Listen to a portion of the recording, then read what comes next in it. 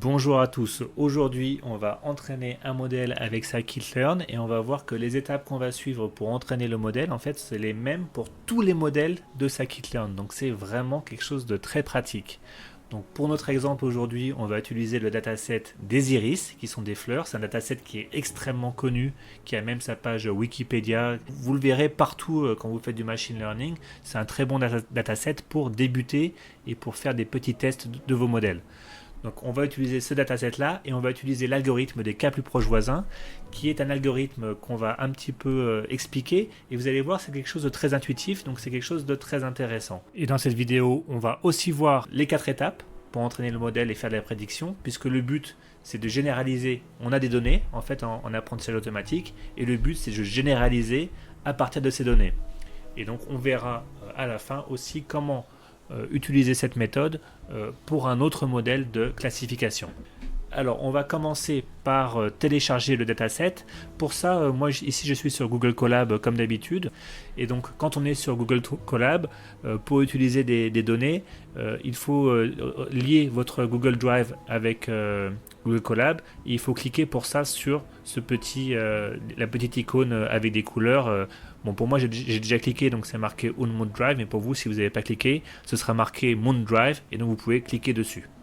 Une fois que c'est comme ça, vous avez accès à votre drive ici et donc vous pouvez copier les chemins d'accès. Donc moi, j'ai copié le chemin d'accès comme ça du dataset que j'ai téléchargé sur le site UCL. Donc je mettrai le lien dans la description sur comment télécharger ce dataset. Et après, vous le mettez sur votre drive et vous récupérez le chemin d'accès et vous le copiez ici dans cette ligne de commande. Donc on importe avec Pandas et moi j'appelle ça Iris et j'utilise surtout la fonction read CSV vu que c'est un fichier comma separated value, un fichier CSV qui contient les données. Et donc dans les arguments, on doit mettre les noms des colonnes ici avec l'argument name, donc ce que j'ai fait. Et donc ça nous permet d'avoir un beau tableau comme ça, vu que Panda c'est la librairie de Python qui nous permet de travailler avec les tableaux. Et donc on voit que sur le tableau, si je fais iris.info ici, on voit qu'on a 150 éléments par colonne. Donc en fait ce qu'on a, c'est qu'on a 150 lignes. Chaque ligne correspond à un iris, donc qui est une fleur, et pour chaque iris, donc pour chaque ligne, on a les caractéristiques de cette fleur en question, qui sont les dimensions de son pétale et de son sépale. Alors, de ses pétales et de ses sépales. Alors, si vous avez oublié, comme moi, ce que c'est que le sépale, je vous mets une petite photo ici pour voir ce que c'est. En fait, ça correspond aux feuilles qui protègent la fleur. Donc, le but du jeu aujourd'hui, c'est on a 150 données de fleurs, donc ça, on les connaît déjà. Et ce qu'on veut, c'est que si on nous donne une 151e fleur, est-ce qu'on peut deviner, donc on ne dit pas deviner, on dit prédire, à quelle catégorie de fleurs elle va appartenir, sachant qu'on a 3 catégories possibles. Ce qu'on peut faire ici avec iris.nom.unique, on a les 3 catégories Setosa, Versicolor et Virginica. Donc ce qu'on fait en machine learning, c'est qu'on appelle X les colonnes avec les caractéristiques, donc ici les dimensions des fleurs et des sépales, et on appelle Y ce qu'on cherche à déterminer, donc les 3 catégories de fleurs. Et ce qu'on fait toujours aussi, c'est qu'on cherche à évaluer notre performance donc sur les fleurs qu'on n'a pas encore vues. Et donc pour faire ça, je l'avais expliqué dans la vidéo précédente, il faut toujours mettre de côté, dès le début de notre programme, un test set qui va permettre d'évaluer. Une fois qu'on aura fini notre modèle, on évaluera la performance du modèle sur des fleurs qu'il n'a jamais vues.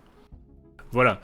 Donc un truc qui est assez utile quand on commence sur un dataset qu'on ne connaît pas bien, comme c'est le cas aujourd'hui, c'est d'importer, donc on peut faire ou bien avec Matplotlib ou bien avec Seaborn, qui sont 2 librairies qui permettent de faire de la visualisation sur Panda. Et ici j'utilise Seaborn parce que, il faut dire la vérité, Matplotlib c'est pratique, c'est rapide mais c'est pas très très joli, comparé à Seaborn qui donne un graphique très joli, comme vous voyez ici. Si on fait perplot sur notre tableau Pandas Iris, on voit tout de suite toutes les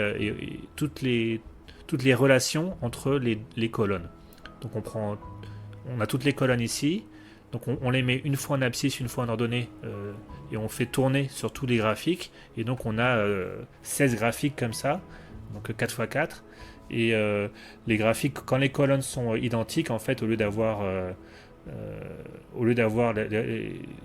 la même chose en ordonnée en abscisse, ça donnerait rien du tout, ça donnerait juste une droite. Ici, il nous montre une répartition des fleurs. Et pour tout ce qui n'est pas sur cette diagonale ici, en fait, ça nous met en abscisse une colonne et en ordonnée une autre colonne. Et en fait, c'est assez intéressant de visualiser comme ça, puisqu'on se rend compte que si on ne faisait pas de l'apprentissage automatique et qu'on cherchait à faire le même problème en fait, mais sans apprentissage automatique, en tant qu'humain, en fait, comment est-ce qu'on ferait? Eh bien, on regarderait ce graphique, et si on nous donnait une 151e fleur, eh bien, on essaierait de la mettre sur ce graphique, on la mettrait ici sur ce graphique, on mettrait un petit point quelque part, et si le petit point il tombe là, par exemple, on verrait assez facilement que ça correspond aux fleurs de cette couleur-là. Donc ce sont des cétosa, et si ça tombe là, ce serait des fleurs de cette couleur-là, etc. Donc c'est un problème qui serait assez facile. C'est comme ça qu'on l'aborderait en tant qu'humain. Et vous allez voir que la technique des cas plus proches voisins, c'est une technique qui est assez similaire. Ça correspond à voir à peu près dans quel groupe de points, est-ce qu'on est le plus proche. Donc j'ai un lien ici qui peut montrer, on va passer maintenant à l'explication sur l'algorithme des cas plus proches voisins. Et donc j'ai un lien ici qui permet de montrer un petit peu comment cet algorithme fonctionne. Donc vous allez voir, ce site explique très bien comment fonctionne l'algorithme des cas plus proches voisins, et il aide à vous donner une bonne intuition de comment ça fonctionne. Donc si on imagine qu'on a un problème où on a 50 maisons dont on sait dans quelle ville elles appartiennent. On a 3 villes, une ville verte, une ville rouge, une ville bleue, et on a une base de données de 50 maisons et dont on sait à quelle ville chaque maison appartient. Mais imaginons qu'on prend une nouvelle maison, donc qui ne fait pas partie de ces 50 maisons, une 51e maison, on la met par exemple ici, dans le coin en bas à gauche de l'écran, et ce qu'on va faire donc avec k égale 1, c'est on va mesurer les 50 distances avec les 50 maisons qu'on connaît, on va prendre la plus petite distance, donc ici c'est la distance vers ce point-là, et on va dire ok, puisque la plus petite distance c'est vers un point bleu, on considère que notre maison est proche d'un point bleu, et du coup on va dire que notre maison appartient à la ville bleue aussi. Et donc du coup c'est comme ça qu'on peut dessiner le tracé de cette carte qui nous détermine en fait les frontières entre les villes qui sont prédites par l'algorithme.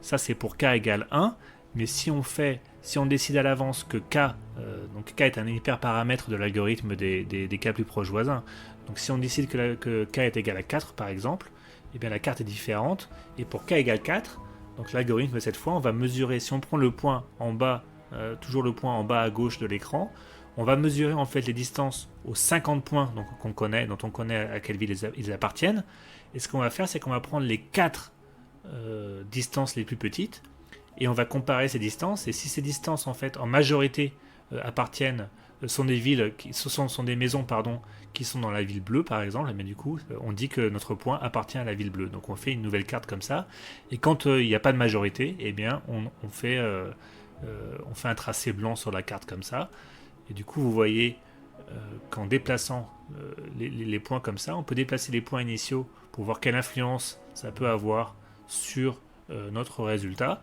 Donc on voit qu'avec 4 égale 4, le résultat, l'influence en déplaçant un point est relativement faible, mais si k égale 1 par exemple, si on déplace un point, l'influence est assez énorme, et on voit que tout ce qui est autour de ce point en fait devient automatiquement considéré comme étant dans la ville rouge, peu importe où on met ce point, ça va obligatoirement appartenir à la ville rouge.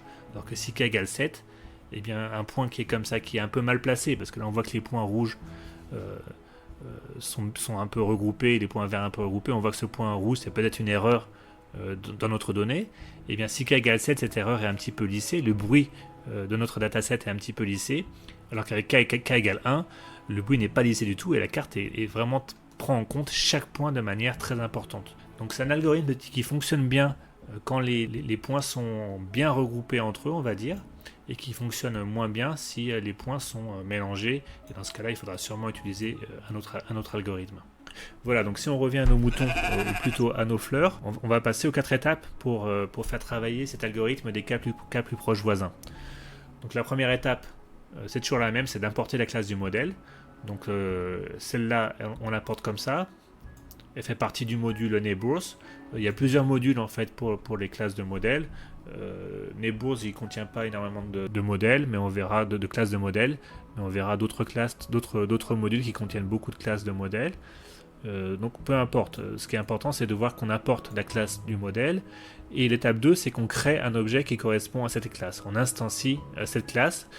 Pour le nom de l'objet vous pouvez mettre ce que vous voulez, c'est pas vraiment important, moi j'aime bien mettre un nom qui correspond à quelque chose d'assez facile, assez proche du nom de la classe finalement, mais vous pourriez aussi mettre classifier ou boîte noire comme on avait mis dans la vidéo précédente.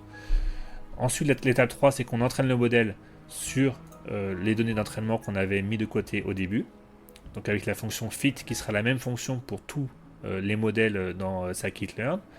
Et l'étape 4 c'est qu'on peut faire de la prédiction une fois qu'on a fait ça. Donc je vais quand même cliquer sur les...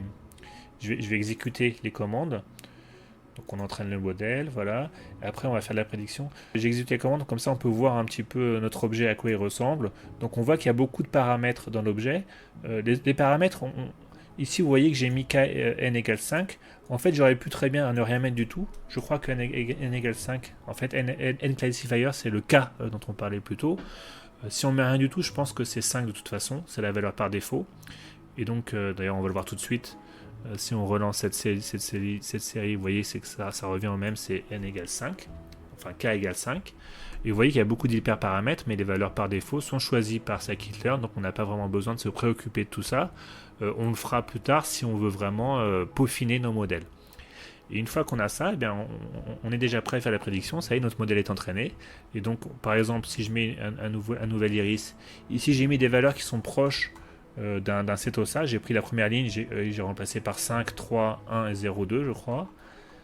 Donc vous voyez, j'ai juste arrondi à l'inférieur, et il se trouve qu'on trouve une valeur qui est celle d'un setosa. Donc l'algorithme fonctionne plutôt pas mal.